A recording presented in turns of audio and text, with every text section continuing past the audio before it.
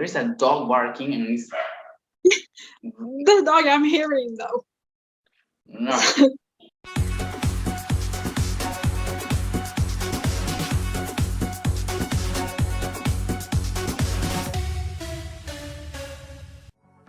Hello guys, one more time and welcome to Ring Royalty. Another top 10 is on the way and today I have another guest, Alexan. One more time, how are you? I'm doing good. How are you? Great, in a new location, in a new house, a new version of me.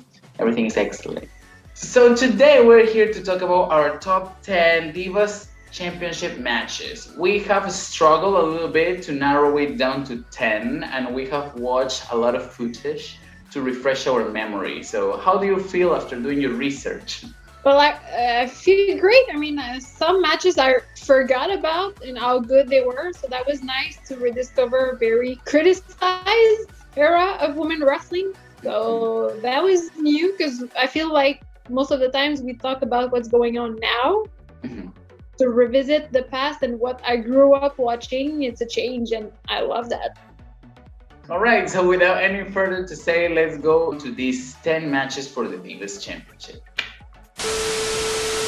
Position number 10, that would be Nikki, Paige versus AJ Lee versus Nikki Bella at Night of Champion. A different match because like most of the time we saw AJ versus Paige.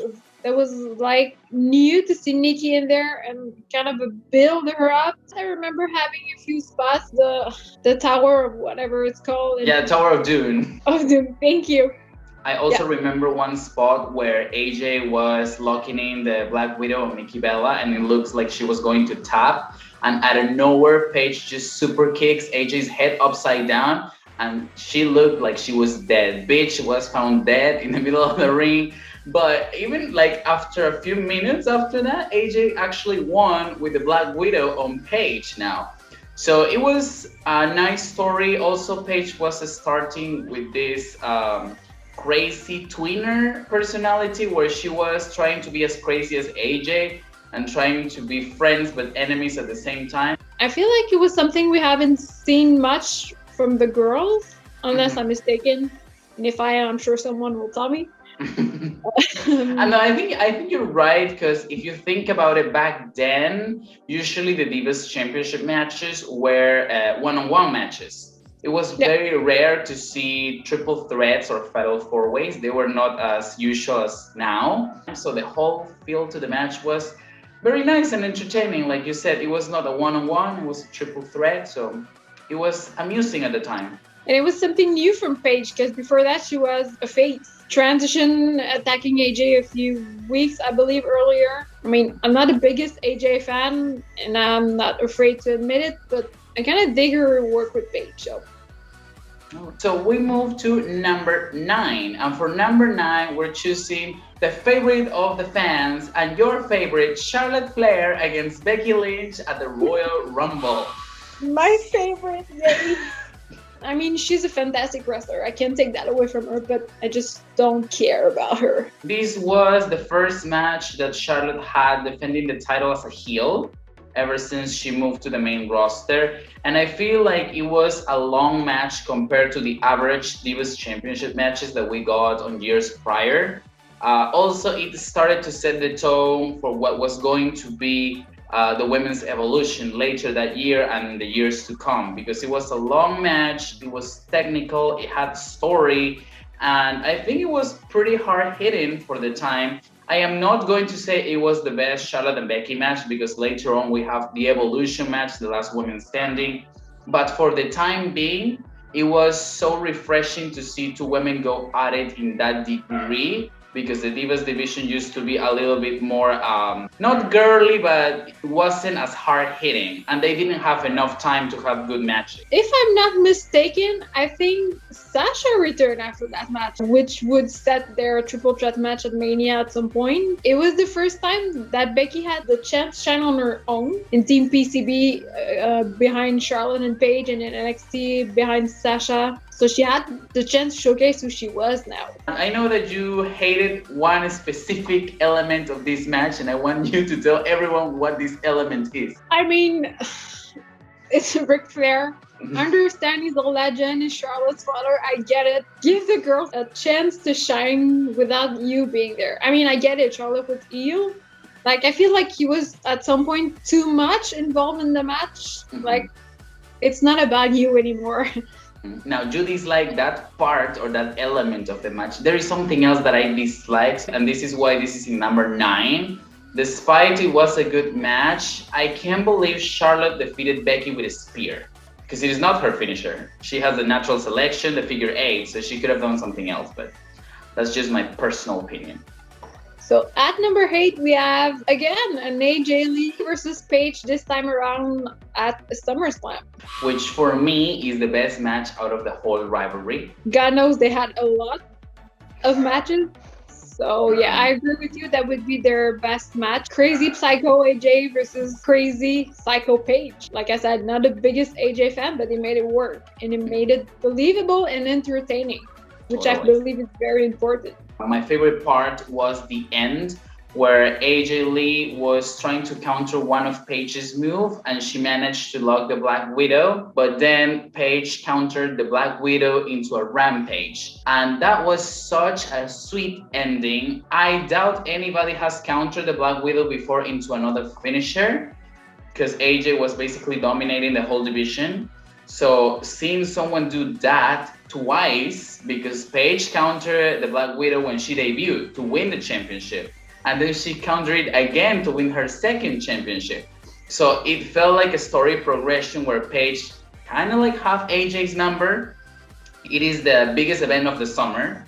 It was SummerSlam, and also the last touch of this event was when Paige already won. She was hugging AJ Lee's limp body on the ground, and then she threw her head against the mat. Like, she was psychotic, but she was enjoying her moment while being worried for her so-called friends. So it was nice and interesting storyline. Besides, the match was good. I love, absolutely adore Crazy-ish Paige. She was funny. At number 7, we have Tamina against Beth Phoenix at Elimination Chamber.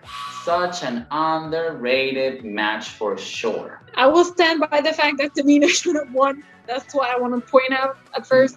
Despite the match, she was over with the crowd at the time. Right now, people just sadly don't care about her. That would have been the perfect moment to give her the belt there. And that was a powerful match, if that makes sense. It was power against power. It was believable that Tamina was the one to dethrone Beth if that happened.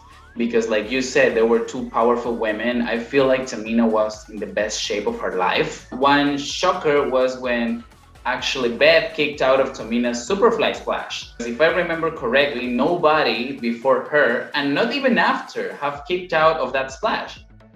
Not that I remember, at least. A very hard-hitting match, which we didn't see much from the Divas era. That was something different, which is something quite enjoyable. And like you said, very underrated match. But I also believe Tamina is a very underrated wrestler.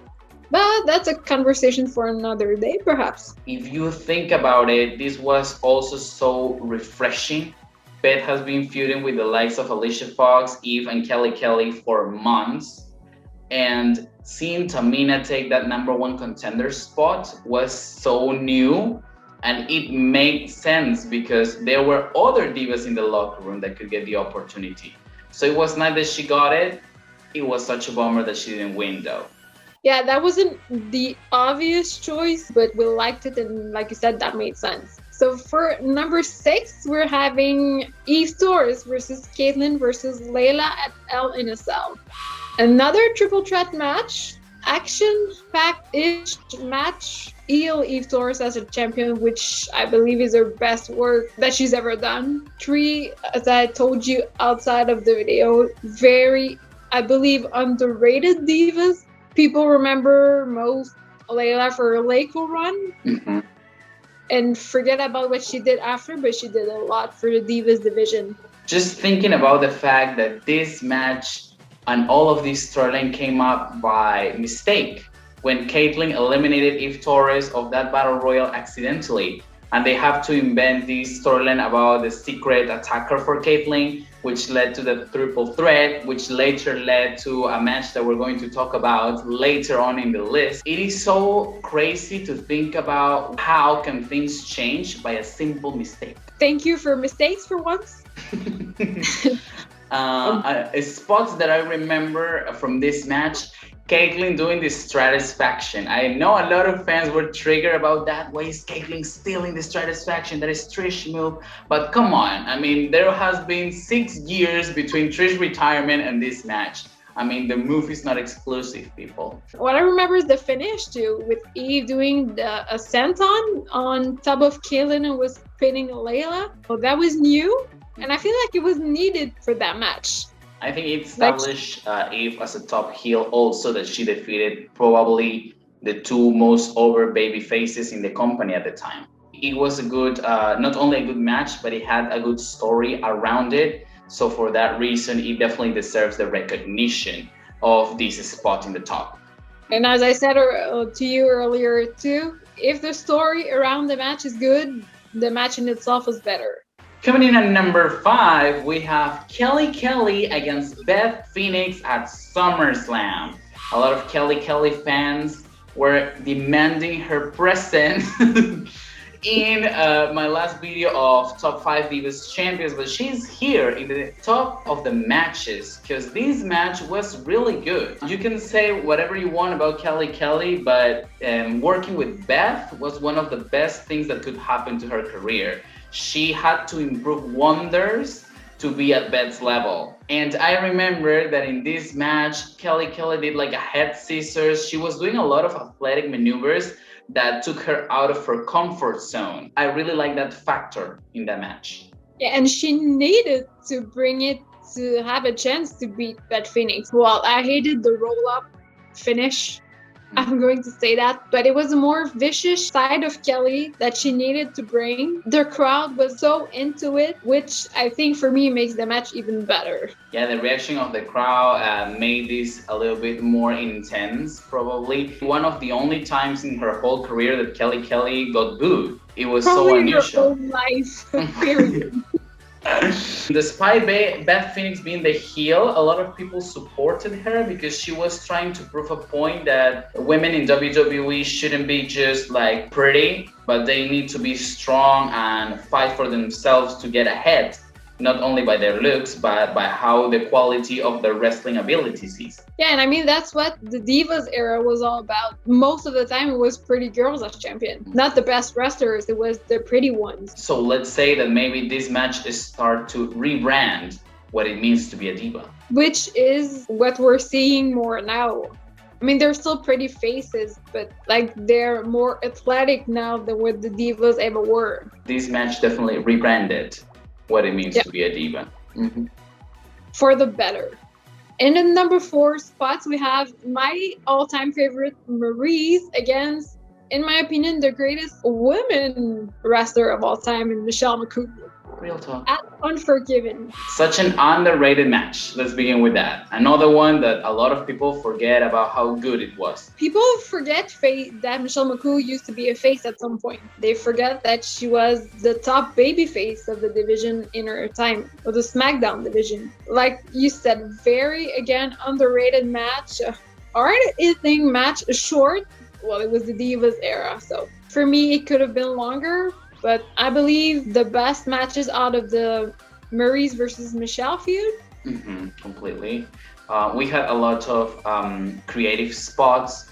I feel like Michelle did a big boot against Maryse while she was on the crowd, like over the barrier. And then she finished the match with a sort of like implant buster, like a face buster. Like she just picked up Maryse and let her fall face first, which is like something that Michelle McCool hasn't really done much while she was champion until she debuted the Fate Breaker, of course. So this was something really nice, and it was a very hard finish for a very hard-hitting match. I feel like that helped establish Maryse too, because she was kind of new-ish. That helped build her to be more of a heel. As the new star of the SmackDown Women's division, Michelle almost alone at the top, so they needed someone believable to be there, and I feel like Marie's fit that spot perfectly. Well, maybe I'm unbiased because that's Marie's. No, but I feel like you're right. This match was the start of the rise of Maurice to the top. Because at the end of the feud, she ultimately took the title away from Michelle. So this was definitely the start of the star that we know as Maurice. So for position number 3, we're choosing a match on Raw. This is not a pay-per-view, but it's so high on the list because it was so good. I'm talking about Kaitlyn against Eve Torres on the Raw anniversary. Which Kaitlyn ended up winning, finally. She had been losing for so long in that feud, and being outsmarted by Eve Torres was also Eve's last matches ever in WWE. This is another match that values so much because of all the elements around the match, not only wrestling quality. This was a long-ass feud between Eve and Kaitlyn, and Eve already outsmarted Kaitlyn in many occasions. So this time around, Kaitlyn was the one outsmarting Eve when she thought that Kaitlyn was outside the ring to finish the match with the debut of Kaitlyn's finisher, the spear, which Eve sold perfectly. So it was nice for a change that the good guy won her hometown in this case and had like a fairy tale ending to this rivalry. Yeah, absolutely adore Kaitlyn winning. It was about time. As sad as I was for Eve leaving in the end, it was the right way to turn like a page of history on the Divas division. Her leaving, besides I feel like Alicia and Natalia staying, like all the original Divas from the Divas era were gone, turning the page on history and into the newer generation of Divas. Kaitlyn at the start and later AJ Paige. All right, I get it. I agree. This was probably the start of the new era of women's wrestling.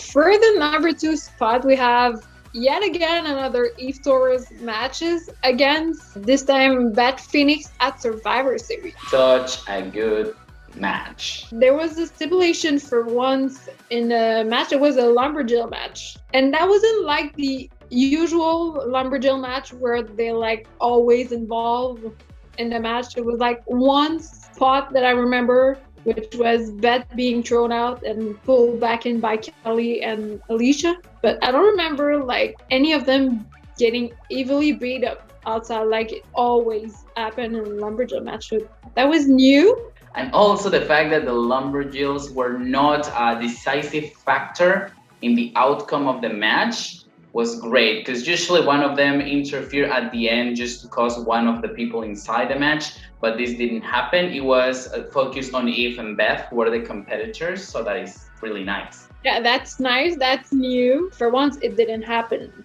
That ended with the beautiful top rope glam slam that Eve sold like a champ. I mean, I would be dead if that would have been me. Also, we're talking about the start of different things in these matches, but I feel like this was the start of Eve Torres shining as a competitor.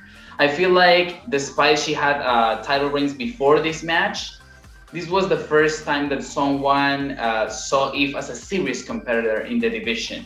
She showcased a lot of jiu-jitsu maneuvers because she's a jiu-jitsu master, but also she had submission holds. So I feel like this was the best showcase that face Eve had. It was definitely nice for a change to see Eve take the front or the lead instead of Kelly.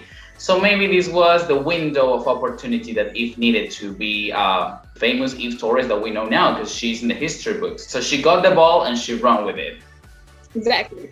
So the top spot, number 1, primero, we have, I mean, it is a pretty obvious choice, but we have to say it. It is the best match for the Divas Championship ever. And we're talking about Kaitlyn against AJ Lee at Payback. Yeah, I mean, as I said, not the biggest fan of AJ, but her work with Kaitlyn to me is her best work feud-wise. So, like you said, it was the obvious choice. It was the story, again, here that made it so good, but the match in itself was very good too. I believe it to be AJ's first title win. Yes, and I think it was also AJ's first title opportunity. And that made sense that she got it from Kaitlyn too, knowing their history. Kaitlyn, that made AJ turn crazy. Also, the crowd in this match was so into it. Like they were going nuts. And we haven't really seen crowds get this into a match in a while. Because let's remember that ever since Kaitlyn won the championship, her reign wasn't as action packed. This was the first real match that we got after the Eve against Kaitlyn match that got a lot of people's attention. It was so good. There were a lot of spots that looked really good. The fact that AJ's mind games played a big part in this match because Kaitlyn had the opportunity to win after her spear, but she just decided to blow a kiss for whatever reason and lost the chance of winning. And all of that was because of AJ's mind games. Yeah, she's absolutely insane. And like you said, she won the mental battle, but she ended up winning the war too. Completely. And it is so refreshing to see the heel winning in a way that didn't include an outside interference, because AJ didn't need Dolph Ziggler or Big E to interfere in this match. She won it by herself. And also another thing that was very nice is the fact that you could see Kaitlyn's frustration while she was in the Black Widow, because she tried to hold on for like a minute before tapping out, because she was slowly crumbling down, like from her feet to her knees, then up to the ground until she tapped out. Like the whole storytelling of this match was so good. And it's nothing compared to what we got before or after that when it comes to the Divas Championship. And that is undeniable. I know a lot of fans don't really like AJ, but I dare you to tell me one match that was better than AJ against Kaitlyn at Payback. I'm pretty sure you're not going to find it. Even as myself, I don't like AJ. I'm gonna admit that there was none. Deal with it, it's there. All right, so we're establishing that AJ against Kaitlyn is definitely the greatest match for the Divas Championship ever. Is that correct? That is correct. All right, so this was our top 10 of Divas Championship matches of all time. How are you feeling after mentioning all of these matches? That feels great. That feels, like I said at the beginning, very different to talk about people that we don't talk about enough. The Divas era isn't talked about enough. I know a lot of people hate it, but personally, I absolutely love it. It was so nice for a change. I really hope that my viewers like this video. Tell us in the comments if you agree with our top 10, which matches were missing that you believe they deserve to be in this top, and which ones do you agree with in this category. I'm very curious to know if you have a similar opinion than us. Alexandra, do you have any final words before finishing the video? No, just again, I want to thank you and your viewers for having me on your channel again. It's always a pleasure. Always love talking about women wrestling as well, which is what made me a wrestling fan to begin with. Mm-hmm. As always, I'm going to leave Annette's channel over here. She has very interesting content about women's wrestling, so go check her channel out. And I'm going to leave my Instagram over here if you want to talk to me about anything, because I'm replying messages always. And I'll see you guys next week with another interesting video. Stay safe, and this kiss is for all of you. Goodbye.